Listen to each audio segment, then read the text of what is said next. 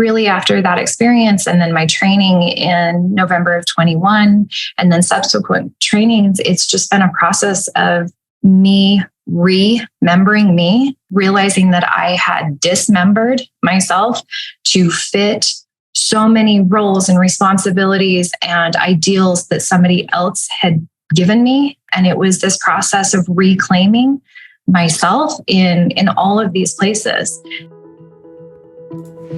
I'm Harmony Williams, and this is Life-Changing Trips. Sometimes it's hard to see the freedom and the beauty that lives behind the weight of everything we carry. But I believe that life is so amazing, and I can't waste another moment. I'm so excited to be here with you for another transformational conversation about experiences and the latest research on plant medicine, meditation, breath work, and other unconventional modalities, and how they are being used for mental health and expansion. I hope by listening that you will find ways to integrate your peak experiences and epiphanies to open up new levels of possibilities, ingenuity, and fulfillment in business, and deeper, authentic connection and passion in your relationships, and a feeling of purpose, of living fully alive. All content is for informational, entertainment, educational, and harm reduction purposes only. Life-Changing Trips and Harmony Williams and their affiliates and guests are not doctors or mental health professionals or legal advisors. Any information shared is not meant to treat, diagnose, or claim cures for any physical conditions or mental illness. Psychedelics and sacred plant medicines are not for everyone, even when done legally. There are serious contraindications with various health conditions and pharmaceutical medications. Please do your own research and take action to be informed. Remember that you are 100% responsible for your actions and subsequent consequences. The views of the guests are not the views and opinions of Life-Changing Trips. This is Julie Arundel, and I am going to go ahead and introduce you and then let you tell just a little bit about yourself. So, Julie is an integration coach with an emphasis in psychedelic integration, as well as extensive training in somatic and trauma healing integration practices. I love that. So I want to go on a rant about how important that is, but I'm going to let you introduce yourself first and just tell us how you got into this world. So really, it came down to a friend coming to me at one point and asking me to sit with them and using some languaging like journey and facilitate that I really was not familiar with. And I really just I was flattered, but at the same time, I really just kind of questioned this person, like, why are you asking me? I don't do drugs. Like, I'm not your ideal candidate for this. And I do have a background in psychology. I didn't finish my degree, but I am really just this evergreen student, love to learn, love to do deep dives into personal development. And so I'm like, I don't know what vibes this person is picking up on, but this was, at the time I was a corporate trainer for a software company. Like, why are you coming to me? But it really set me on this path where I really started to unlearn a lot of the things that I had. Coming from a Mormon or Latter-day Saint background, I was born into this faith, and both my parents, it's pioneer stock back to the origins of the religion. And so this just wasn't in my world. And I had to unlearn a lot of like the DARE program and the 70s propaganda and really have an understanding. I really started to educate myself on the intersection of psychedelics and politics. And you really start to see we had just such a rich amount of research, and it was so promising. And overnight, it was all shut down. And so you really, I was recommended different books, and I was attending different summits and just immersing myself in just another branch of personal development is really what it amounted to. And so I ended up, I met Ton Cole Whittier. I started to become familiar with their work. And the person I was dating at the time, I was just sharing, just like I would with any friend, like things I was excited about and learning. And they were having a conference, they were having a training in Austin in November of 21. And I was just going on and on about this. And the person I was dating said, well, why aren't you going? And at the time I had gone through a 6-year divorce process. It was just a really brutal experience. And I was really still in kind of that survival. I mean, I had to work 4 jobs just to kind of pay for the attorney. And that's a whole story in and of itself. And it was, I ended up firing my attorney and buying a book off of Amazon and self-representing at trial. It was, I realized that the advocate that I was praying for was me. And it took me that long to show up for myself. And really, so there was just a lot of financially and emotionally, I didn't know that I was capable of that level of endurance just because it just kept going year after year. And look, we're not settling some major estate. It was just, so it was a really emotionally taxing process. So when this person that I was now dating, fast forward and saying, why aren't you going? Was like, yeah, right. Like to book a flight, hotel, all of this, that is not in the single mommy budget. And we worked out a situation where we could make it happen. He traveled for work and had flight benefits or points and hotel points and had family in Texas. And so we just turned it into a trip and he basically got me there. I attended the training and it was just really life-changing, just like my first experience with psychedelics. So really because of the summit and all of the immersive, just kind of down the rabbit hole of all things psychedelics that I had gone through, Cole Whitty had spoken about different things about finding a facilitator and what does this look like and how do you know what's a good fit for you and questions to ask, things that were not on my radar. An intake process, an integration process. None of this was all very, very new to me. And so because I had really good questions, I ended up with a really good result, ended up with a really great facilitator. And on my 42nd birthday, I just what's the Hitchhiker's Guide to the Galaxy? If anyone's familiar with that book, 42 is the answer to everything in the universe. Like it was kind of a cool birthday to have your very first psychedelic experience.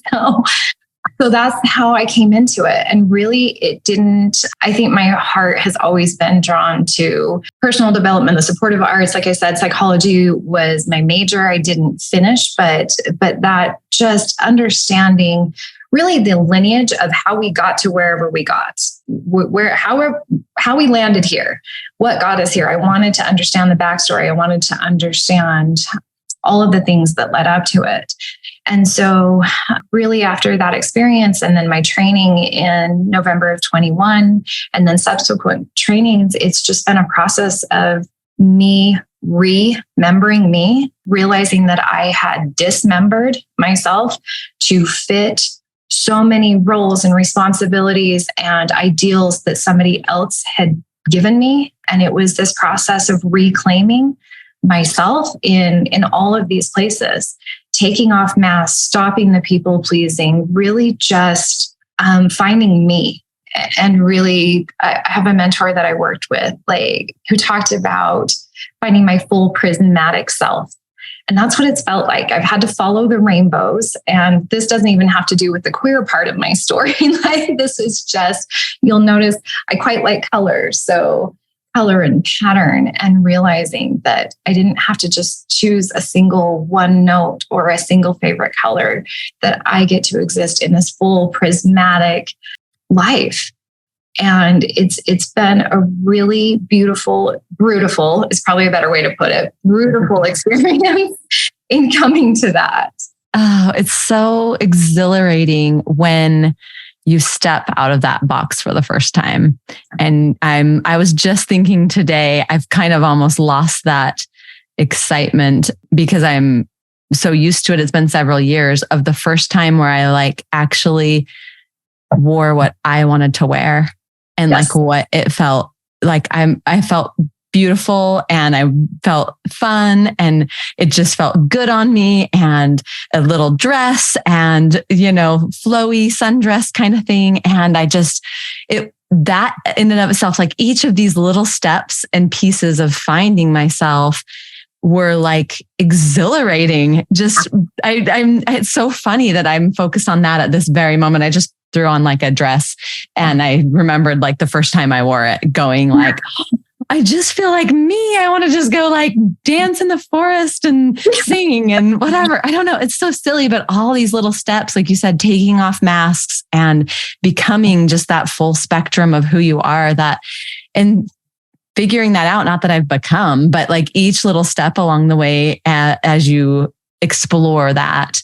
And for me, kind of getting to explore my partner too, as we both kind of stepped out of religion and we're like, well, now who are we? What do we believe? What do we want to be? What do we want to do? How does sex look when we decide what it looks like? Or, just like all of these things, it was just, and part of that, you're finding for me, your sexuality and just stepping into this, who you are. So I rambled a bunch on that, but I love it. It's so cool. I relate to that. I mean, you go from having a very scripted, very identified existence of what happiness looks like, of what the plan is, of what your life is supposed to be and how it is supposed to look. And when you begin, for me, it was like, I'll do it this way. It was like I was told I need glasses my entire life. And at one point, maybe even accidentally, I took them off and everything came into focus. Whereas the glasses that I was told I needed actually made everything blurry. But even when you take them off, like, do you have headaches? Is seeing clearly? Is it hard? Is that blank canvas when it's been so scripted and so planned out for you? Now to have a blank canvas can be quite scary. Yeah. Because you, even just to trust yourself, that has been this journey for me of, instead of outsourcing my intuition, to begin to insource things. And that journey too, like these are journeys within journeys, and realizing that my teachers had been like struggle and endurance, endure to the end, these kind of outsourcing my current life for one that was in the next life. I realized how much I was outside of me, even to the point of reclaiming my own body and what sunshine felt like on my shoulders, because those had been covered for such a long time. Yeah. And so I was, when I first allowed my shoulders to be exposed, it was scary. It was delightful to feel the sun on my shoulders. Was a reclamation that I didn't know. It was emotional to feel sunlight on my shoulders. And now I'm obsessed with it. So beautiful. Yeah. Did you have fears about what people would think? Oh, absolutely. And there was this slow, very intentional process with it. I have kind of what I refer to as my Rumspringa summer. Are you familiar with the Amish faith and what Rumspringa? No. So in that faith, the youth, and I'm not exactly sure, I think maybe when they turn 18, they are allowed to leave the community and go be in the world, whatever that looks like. It's quite a strict health code and morality code within the community. And you can leave that all behind and go experience the world, I think, for like 3 months. And when you come back, you decide, are you going to be in the world? Is that what you're going to choose? Or are you going to choose this Amish faith? And I didn't realize that that's what I had given myself, really kind of the year 2020, in taking a step away from my Mormon heritage and giving myself a summer where I could experience life outside of the constructs and everything else, because I wanted to understand, was I doing this for my family? My children's dads had left, I was kind of the last link for my children. And so was I doing it for them? Was I doing it for me? Was I doing it for my family, like my community, like acceptance from people outside of me? There were a lot of things that I started to question. And so I allowed myself to be the scientist and the experiment, and to give myself kind of this Rumspringa summer. And it's interesting because all of the things that I was told would bring just absolute harm and sin, and I liked me more. It was like I started to, have you ever seen Hook and Tinkerbell? Julia Roberts' character is with Robin Williams. And Robin Williams is Peter Pan, and he's gotten old, and she's smoothing away his skin, and she's looking and she's trying to find that youthful Peter Pan. And she says, "Oh, there you are, Peter." It was like this summer of like, "Oh, there you are, Julie." But there were things that I needed to strip away and shed and find myself. Everything from mirror work to sound baths to breathing and what I didn't know was that by this friend coming to me, that would also include a place of psychedelics. And then fast forward to me quitting my corporate job earlier this year and stepping into the integration coaching space full time. You've had quite a couple years. A whirlwind. Are you open to talking about your psychedelic experience or the plant medicine journey? Yeah, absolutely. So 42nd birthday, I hire a facilitator and I gift this to myself, which even that was like so many years of work just to be able to receive even a gift from myself, to spend the money on me. Like I said, working 4 jobs and kids, you don't do that. But I allowed myself to give to me. And so I did that. It was quite a low dose. I think I was presented with the option of like 4 different capsules, and it totaled like a gram total. And I think I was even too afraid to do all 4. And so I did 3. So like 3/4 of a gram, like 0.75 a gram. It's not microdose territory, but it's very, very low. But it was beautifully facilitated and very much ritual and ceremony. And I was lying on like a massage table and there was beautiful music. And when emotions would come up, I would feel the facilitator with the different shamanic tools that they were using help clear that. And I could feel that. And I went in with my intention. And honestly, it was to deal with so many of the things, so many of the pains and the struggles of my marriage, my second marriage and the 6-year divorce process. And just being blindsided. I lost everything. The bank accounts were emptied. My home was taken. The cars were taken. My cell phone was shut off and overnight. And my twins, I'd had twins in January of 2014. And this was happening by June. Wow. And so it was just the life that I was living, this blissful life, this stay-at-home mom. And my husband was a 6-figure income earner. And this world that I knew was overnight just gone. There wasn't any beautiful in that for me. It was pretty just brutal. Yeah. Because of a lot of the circumstances in that experience, I really wanted healing. I wanted closure, and closure that wasn't granted to me in that process of understanding how did we get from here to here. And like I've said, the lineage of how we get somewhere has always been really important to me in my path of healing. And so to not have closure in this space was just confusing, and I really wanted to kind of close the book on this, not just the chapter, but to move on. And in that first experience, I came out of it. It was beautiful, and I was like, that's it. It was also quite a low dose. I was like, okay. I've had sound baths or meditations that were like somewhat adjacent to this. Like, okay, and so I was I remember feeling like I was glowing. I actually went to my mom's house. My mother does not know that I had that experience that day.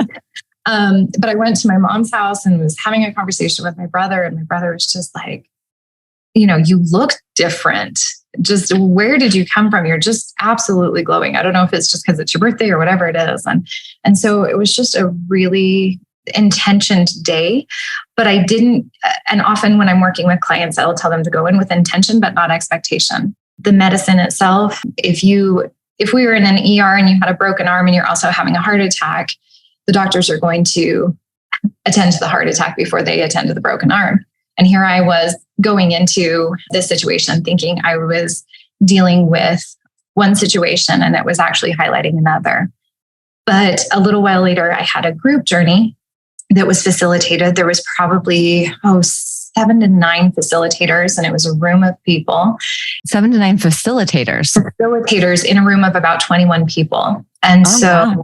There was live music and the amount of healing that all of those people went through to even be able to come into the space. We had people from out of the country that were here assisting as well that had been trained in shamanic practices and different things like this. The ritual was there and even just opening the ceremony with cacao, which is a heart opener for it. It's kind of like a bitter chocolate that is often used in some traditions. And so that experience for me was only about 2 grams, but sananga drops were used, which is another shamanic tool, and Hapé. Hapé was used in my first journey as well, which is just a shaman snuff that is used. And so there was, for me, those kind of things were important. For others, they may want a more clinical, medicinal kind of experience, but these were things I wanted to dial up, maybe the woo factor for me. I often tell people I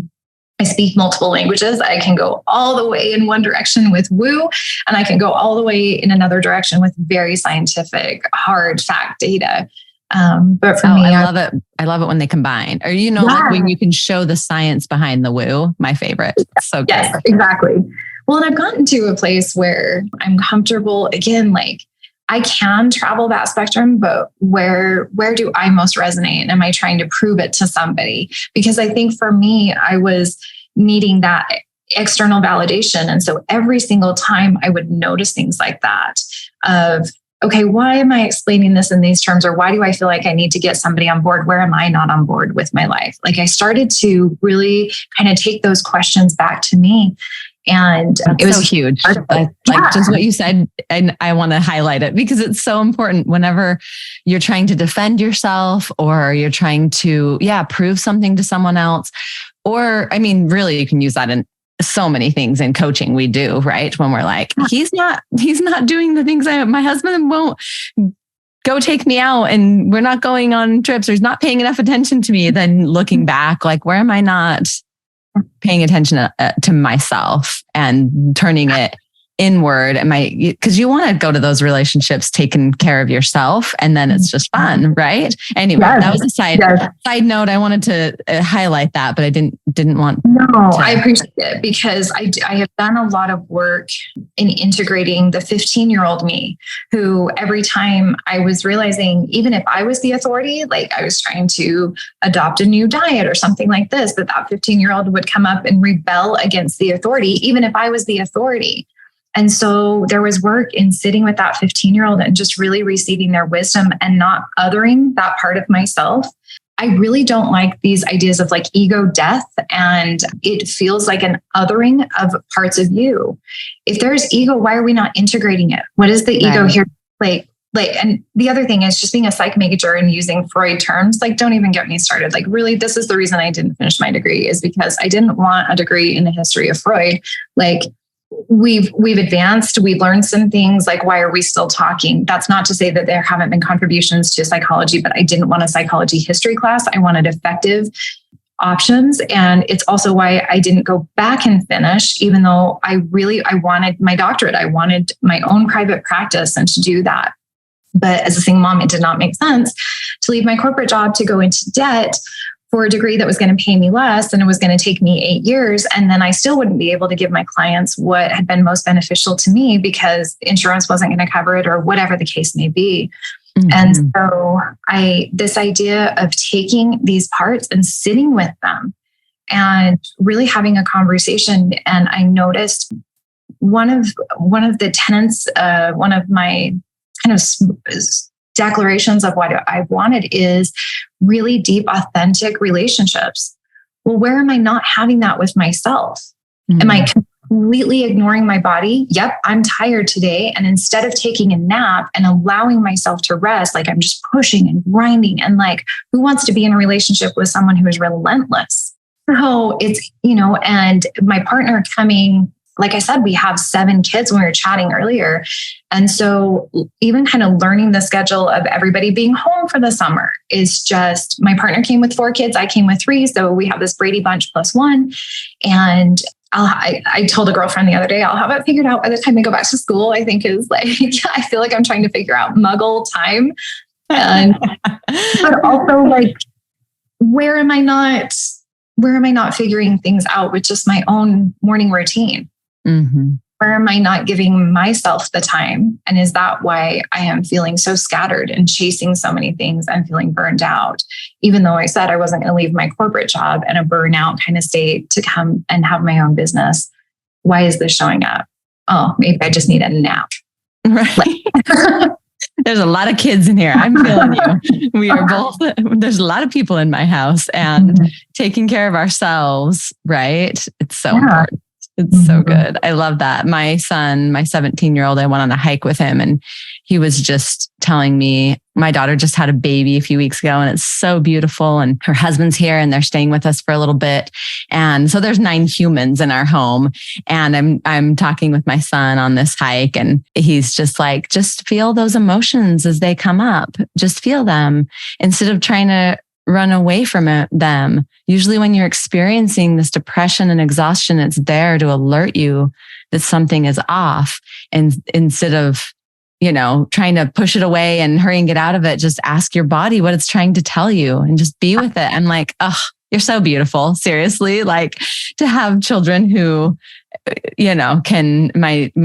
all of my children are such amazing teachers. So it's super fun. But those are some of my favorite moments to just sit back and hear their wisdom. Even before I officially left the church, I was teaching Sunday school, and it was during the pandemic. And so it was Zoom, and I'd have all of these kids ages 12 to 18 in this huge Zoom kind of conference area. And one of my favorite things was, even though I did a fair amount of talking, no one's going to accuse me of being short on words, but like listening to them, that was my favorite part. And just being like, oh, we're going to be okay. Like this generation, there's a wisdom to them. There's a questioning, and I love, they really do, connecting the dots. What took 40 years for me to get to, like they're just instantly, they come with it, and it's really nice to just sit and listen. Right? They're so wise. It's amazing. So I want to connect this dot of so you were married to a guy, and now you're married to, or you're in a relationship. My partner, non-binary. Okay. Yep.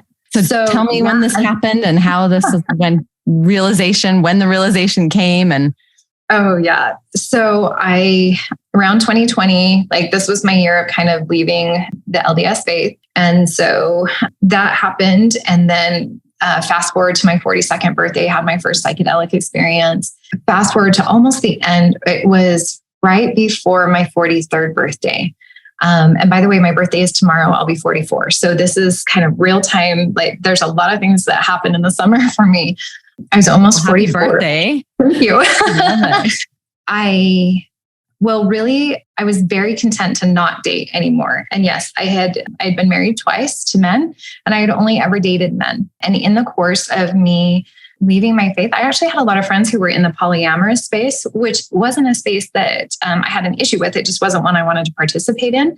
But I was so impressed with their ability to communicate and boundaries and consent and just normal conversations, even in the way of, I remember talking to a friend and he would say, do you want my advice? Do you want me just to listen? And I was like, what? Like, no one's ever asked me that before. Instead, like, especially a man, like, right. It was just amazing to me that there would be that level of consideration for how are you needing me to respond? What kind of support do you want from me? And it really changed how I interacted with my friends and myself. In one, being able to identify my needs, but two, also not kind of toxic positivity, word vomiting all over people because of the latest podcast that I was so excited about, or whatever, personal development path I was on at any given moment.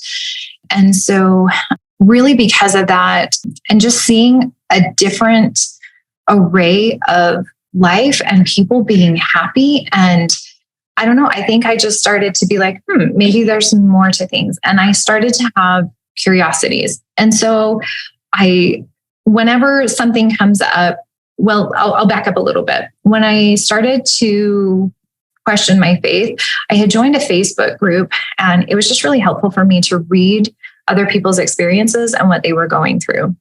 And so I thought, okay, I'll join a Facebook group and just kind of observe from back here. I'm not really going to participate because I'm not ready to accept a label. I don't know how I feel. I was not even in the realm of that space yet, but I wanted to kind of learn. And just like I do with everything else, I'm this evergreen student that just kind of dives in and learns. And so I would pull up things on Netflix and just watch different either documentaries or different lived experiences with people who were in queer relationships or things like that. And just kind of observed and let myself almost try it on as if I was shopping.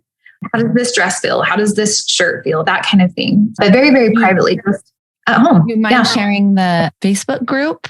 I'm sure it's a private group, but if someone's interested in... As far as leaving the LDS faith, there's two: faith journey meetups and empowered former LDS were the ones. Are those both kind of Salt Lake area? I think they originally started that way, but actually the empowered former LDS that Wendy Jensen does, she's out of Arizona, and she's got, I've got a book on my shelf. Actually, it's on my kitchen table. Yeah, so I interviewed her. I've got her on the podcast. She's awesome. Yeah. Oh, she's fantastic. So that group and just having people with shared experiences that way was really helpful. The queer one I joined was just like a local bisexual, queer, lesbian kind of group. And honestly, they didn't post that much, and it wasn't quite the same interaction level as some of the Mormon kind of exploring your faith ones that I had joined. Cool. But I ended up, somebody had done a post about, let's get to know you, post these things about yourself. And I was reading through this, and just, there were different women or women identifying or people that identified as women on this post, and, their age and if they had kids and these kind of things. And I liked it for this person named Ryan. And I went, oh, because I was just going to observe. I wasn't going to interact. And I was like, what did I do? And oh gosh, had they seen that I liked it? And then should I take it away? It was this whole thing. And I was like, and I don't know how this, am I going to offend the whole lesbian community? If I was just making up these huge stories about me liking their post on this intro in this group. And so I just left it alone. Well, a little while later, I got a friend request from this person, and it was another oh, what did I do? Oh my gosh. And normally I won't accept friend requests from people that I haven't actually met in person or had some sort of interaction with. But that was really for my safety, just in the dating world with men, and for my kids. I had, the things I post on my private Facebook page. And I was so I was really, do I even accept this friend request? And finally I was just oh my gosh, I don't know how this whole lesbian community works. It's probably really different than dating guys. And so it just kind of yes, and accepted this friend request, and ended up messaging Ryan and just said, hey, thanks for the friend request. I'm still really new to this space, just kind of exploring. They're that's great. Just welcome, if you ever want to grab a coffee sometime. And I'm swearing, just,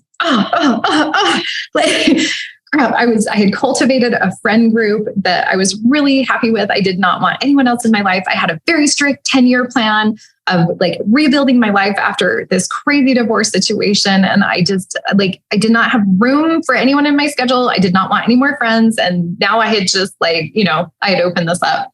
And so we end up, I sent a post or a message that was probably way too long, and just said, on the air of disclosing too much too soon. July is a really busy month for me. And this was a year ago. My son just flew in from Arizona. I've got my kids. It's just I'll kind of see you in a month is maybe the soonest that I can meet up for coffee. And they were yeah, no problem. And we slowly kind of messaged back and forth, and they ended up recording a voice message on Messenger for me. And the moment I heard their voice, my whole soul shifted, and it was just instantaneous. And I still don't have words to describe what happened, but that led to kind of a phone conversation and more messages. And I was getting ready. I had a business trip. I was going to be gone for a week. So this was last year. And I was leaving. I had to be up at 3:00 in the morning. I had a really early flight on this Monday morning. But on July 17th of last year, I made time. It was the one window I had where I didn't have kids, for just this little tiny window, because I was going on this business trip, that I could squeeze in a date. And so I had my first date with Ryan, and we met up at Silver Lake up by Brighton, for anyone who's familiar with Utah and kind of the ski resorts. And we met at the base of the mountain and drove up together. And it was this magical, surreal, coming home kind of experience. And when at one point when we were hugging, I needed to go. I had this window that I didn't really have, that I was kind of making time for on this Sunday for this date. but I really needed to go home and pack and prep. I was doing a training, and I had a lot of prep work for this business trip, and really needed to dedicate some time to that. And so we were hugging toward the end of the day, and have you ever seen Star Wars and the ship is flying through the sky and the stars are just zooming past, just that traditional kind of Star Wars. When Ryan and I hugged, I had that kind of experience where it was like traveling through space, and it was like I saw lifetimes with this person. And it was like, I found you, is what I remember feeling. I found you again. And I didn't even know what I believed about multiple lifetimes or like anything like this, but I just had, comparing notes later on, we had the exact same experience. Wow. You got me from when you said Ryan left the voice memo, and then this, like, my whole head is just like tingling. It's my woo version of like feeling the spirit and but like feeling truth, but that's so beautiful. Keep going, but I wondered, so Ryan is non-binary. Is that what you said? Ryan is non-binary. So when we met, like, Ryan was using she, her pronouns. Ryan has had 3 biological kids born through their body, and has known from the time that they were 3 years old that they were queer, but they were adopted. They were born into an LDS family. And it just, these things, this is your trial in life. And so you you endure it. And so they had some experiences with women growing up, but really when they went to college was like, really decided, even before they got baptized, they grew up Mormon as well. They were kind of trying to pray the gay away, like, just take this from me, this burden. And it just never did go away. But they really decided, like, this is my trial. If this is what I've been given, then I am just going to shut down these feelings. I'm going to get married. I'm going to serve this person. I am really going to just dive into this religion. And they ended up marrying a man. And they were married for 20 years, had 3 kids. They adopted 1. And they started on their own path around 2019, 2020 of just learning more about the church. And they both left together. And then at the same time, Ryan was just like, okay, I've traded my entire life for this faith that now I am absolutely unequivocally learning is just not true. Wow. I can't continue to live inauthentically. And they came out to their spouse, and they were still married at the time. And he knew at the same time that he felt like he'd been lied to for 20 years and valid point. Right. And yet I know, and they've really come to a much better place, although it still really hurts. That, like, they both felt like they wasted their lives, that this entire existence, I mean, obviously they love their kids, and yet they both were a part of something that was on behalf of somebody else, really. And so Ryan, their whole family left about that time. Unbeknownst to me, that's about the same time that I was leaving. So Ryan goes through their divorce, and I had gone through mine before I left the church. And that's how, so we met through this Facebook group. But it was just, I was going back through old journals the last couple of days and just reading the magic so I was on the plane after that date and just writing out the whole experience of that first date. And so on our 1-year anniversary yesterday, I was reading that journal entry for the first time to Ryan. So we got married. We bought a house in December of that same year, so last year. And we got married in Seattle, May 17th this year. So we're 2 months married. Congrats, newlywed with 8 children. Is that what you said? 7. We've got 7. Well, we have 7, a dog, a cat, and a handful of chickens. So yeah. It's just, and all of those, we bought the house and got the dog, and we just kind of keep adding to the menagerie here. So I want to hear all the details. Are they going to be in your book? I hear you're writing a book. Do you want to tell us about it? Thank you. Yes. This book has been on my heart for, probably 20 years. And it's taken me years and years and years of work just to even be able to admit it out loud. So it's called My Yellow Door. And it's about really, this whole story. I didn't know that Ryan was going to be a part of it. And it was funny on our first date, even just kind of feeling like we're sitting in the car together. And it was like, the universe was like, P.S. you're gay. And I was like, wouldn't I have known before now? I mean, I get that I'm on a date with a woman, but like, wouldn't I have had some kind of indication? So this book is really just my heart project. And it's funny, like I said, I'd been going through journals. And so I had read, my friend had sent me a book and it had a yellow cover. And one night I was so frustrated at stalling out on this process that after I finished this book, I ripped out the contents of the entire inside, but I kept the cover and I just wrote on it, My Yellow Door, and like decided like I was going to put reminders everywhere. And I've worked with different mentors and I have on my vision board these little like My Yellow Door and all of these little affirmations about this. This is my journal at the time actually that I was going through. Let's see. This is from, so just kind of that whole process.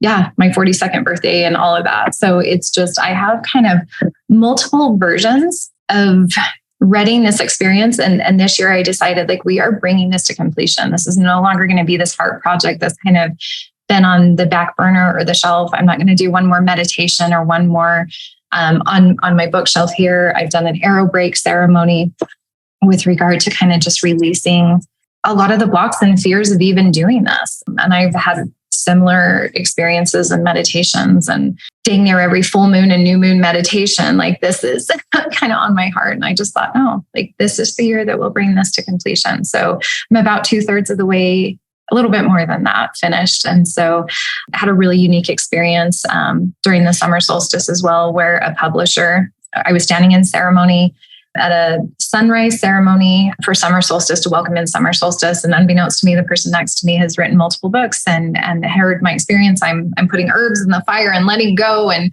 affirming different things. And they pulled me aside and said, my twin sister and I just started a publishing company. We may be interested in your book. So it's just, and that was last month. So that was in June.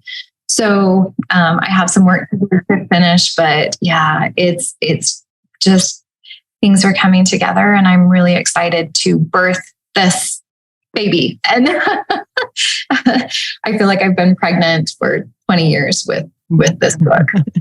So I'm ready to birth it. I love it. I love it. My book story is more like your queer story, where I've always been like, I don't have any desire to write a book. And I've just had the universe be like, you need to write your book now. And I'm like, what book? I don't, what are you talking about? Okay. I guess I'm writing anyway. So now I'm just like, now what do I do? Just beginning the baby steps of this book process, but it'll be neat. I'll get to tell my psychedelic experience and my leaving the church experience. And then I feel like it's just going to be the process, which is the bigger process of releasing any leftover anger or resentment with any of those things, the church, all of that, and just coming from a place of love and being able to receive kind of divine downloads for a guidebook for myself that might possibly help other people too. So it's kind of fun, but opposite of yours, where it's like, oh, that's there. I didn't know that. Guess who's doing this? So we'll see when that happens. But I'm so excited for you. I want to read that. Thank you. And likewise, it really is like, I feel like there were so many times where I was just such a consumer of, especially going through the divorce process, like anything that was free, podcasts and YouTube and different things like this. It felt like my mind was a bit of a dangerous neighborhood and I didn't want to be there alone, in the sense that it was very hard and it was very depressing and it was so taxing to go through that. And so I would just flood my mind with the content of other people, whether it was books or podcasts or whatever it happened to be. And I feel like, kind of like at the end of some big meal, you're kind of bloated with this. And really there's this beautiful process of even just the breath these expanded experiences, but also there's a contraction and that out breath. And it feels like this is very much an out breath to the expansion of all of these experiences. I love how you said that. That's so beautiful. It's so true. I feel a lot of similar things, all the things you've been talking about through here. So similar journeys. And I want to do some moon meditation sound bath with you sometime. That would be really fun to get to play in person sometime. But absolutely. Are you going to be at the August 1st Condor Coach thing in Spanish Fork? Yes. Let's meet. Yes. Okay. Yes. We will get to hug in person. That will be so fun. Okay. Yes. Yeah. That's perfect. I'm often, the Divine Assembly has gatherings every Sunday. Pretty much every other Sunday, I'm teaching some sort of workshop there. So I can often be found there. And I'm very excited when we were actually down in Hilldale in June for a conference that we were representing the Condor Approach. Crazy story. Ended up coming in contact with a woman who has a property down there. And I was doing my arrow break ceremony and had drawn, Jen K was the facilitator of that. And she was having us drawn with our non-dominant hand. And I ended up drawing this kind of figure eight that had kind of this goddess spiral in it. And not 90 minutes later, we're on this woman's property. We're touring the property, potentially to use it for a retreat. And she has a labyrinth that is identical to what I have just drawn. And I had sit down. I'll send you pictures. I had to sit down on the bench that was there. And I looked at Ryan and I said, what the is going on? Like, I just drew this. And we just had a meeting with her and her family on Sunday. So we are the ones you've been waiting for retreat that will be during the September fall equinox. So let me look at my calendar. So hopefully not over the September when Yin on Fire is. Hopefully it's a different weekend. I'm not sure. So this will be the 22nd, 23rd, and 24th. I'll be down in Hilldale. That's we'll be doing. So I'll have more details on my Facebook page. It's just Intuitively Integrated is my Facebook page. So that's my company and we'll post details there. But we're really excited for this retreat and how it's kind of like what you talked about. It dropped into your lap and it's like, I didn't want to do retreats. And it's like, here you go. Here's the retreat and here's where you're going to do it. And I've sat in meditation and I've seen some of the people that would be there. And I'm like, okay, here we go. That's so cool. I love when the universe takes over and you're just not moving fast enough here. It just is so much more magical than we ever plan when we like grunt something out and we're like pushing and working at something. And when it's just, you're aligned, you are doing well, right? And then the universe comes in and takes over and says, here's what you're doing next. So, super fun. Okay. So you told us your Facebook. I'll have a link to that. And that's where they can, like, is that the best place for them to contact you? Yeah, because this has been such an organic process. Like there isn't like a website or anything. It's been people have a website. Yeah, like it's just been word of mouth referral. And so it kind of got to the point where it's like, oh, I'm saying yes to a corporate job and I can't say yes to the people that are coming. Like, what's wrong with this pictures? So I do have a Facebook page. It's just a month or two old. And so, but that's where I post speaking engagements or different things like the Condor Approach coming on August 1st, where I'll be. And so more information will be on that page. Awesome. I'm so glad that you came. Is there any last words you want to leave us with? You know, the one thing that I have a tattoo on my back. I'll send you a picture of this as well. It's 3 letters. It just says A-N-D and it's written in typewriter font. So it says and there's an ellipses on either side of it in the chakra colors. And the and is written in green. That heart chakra is so much of a bridge between those lower kind of earthly chakras and the higher, more like spiritual kind of ether kind of chakras. And for me, it stands for align new discoveries. But when I drew it back in my art journal all those years ago, actually when I was married, when you flip it upside down, those letters, that D becomes a P, and then the N becomes a U, and the A becomes an E. And so if I stand on my head, I'll read it to be pursue uncharted experiences. And I think that was the first tattoo. I had it done on my spine just recently. finally had it put on me in the way that I wanted. But I love this idea of this ellipses kind of life, that we're aligning new discoveries, that we're pursuing uncharted experiences, and we get to continue in either direction, wherever that leads us. That this full prismatic life of just really embodying who we are, remembering, in-sourcing who we are, regardless of what that path is just delightful. And who doesn't want to play with like rainbows and fun and have teachers of joy and just full-bodied experiences that are absolutely joyful now, not outsourced to some future date. Yes. When you said full-bodied, I didn't know the depth, besides reading in scriptures or something, like the depth of joy, the depth of emotion, the magnitude of being able to experience everything so fully in.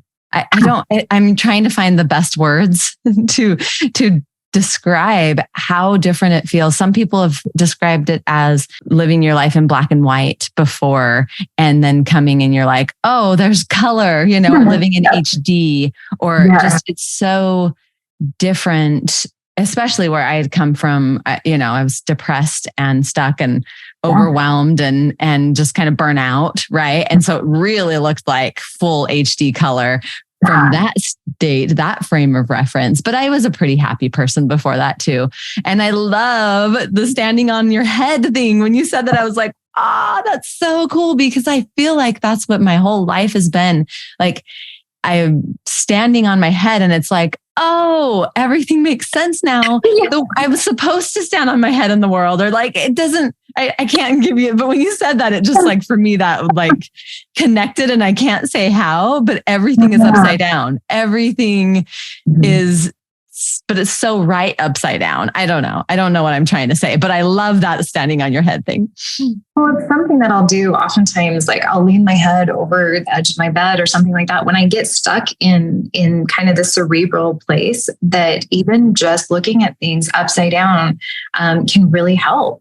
And so I wanted, even when I do artwork, I will often turn the canvas as I'm painting. So it gets to be like kind of this 360 experience.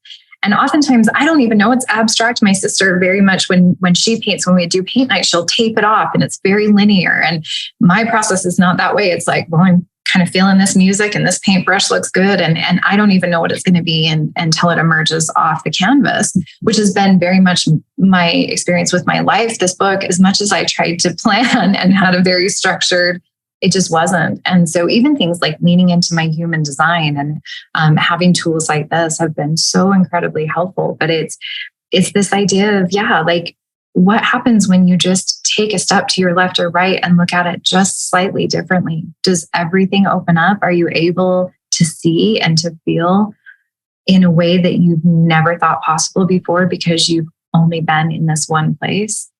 That's, to me, living a life of aligning new discoveries and pursuing uncharted experiences in that full 360 way. Yes, I want to play. That sounds, I love it. I love all of that. I did that in art class too. I'd flip it because I get so stuck in like, it needs to look exactly like what I want to, and so perfect. And it's actually a very great metaphor. I needed it to look right and what everyone thought it looked like. And I wanted other people to say, oh, that looks exactly like a baby or whatever it was. Right. Yeah. And then when I do it upside down, it was totally different. And it could just be whatever it was. It didn't have to take the weight of gravity off of it. Yeah. It didn't have to be perfect. It's such a beautiful metaphor. Oh, thank you so much for your time. I really appreciate it. That was fun. I'm excited we get to meet at the Condor event on August 1st. And then maybe our paths will align another time at Yin on Fire or a retreat or a sound bath, but that'll be fun. So thank you. My pleasure. And thank you. Thank you for just even giving the opportunity and having this podcast. I know the deep amount of work that it takes to even start to use your voice, especially as a woman coming out of the faith that we have. And so I'm assuming we speak the same language just based on some keywords that we've talked about today. But it wouldn't matter, even if it's not the same faith, that there is something about utilizing your voice and then giving a platform to others to utilize theirs. I am so deeply grateful for the work that you've done and what you're offering to other people. Thank you for having me today. Thank you. Thank you. Thanks so much for subscribing and leaving a review. Come join our amazing free community, Life Changing Trips. There's a link in the description.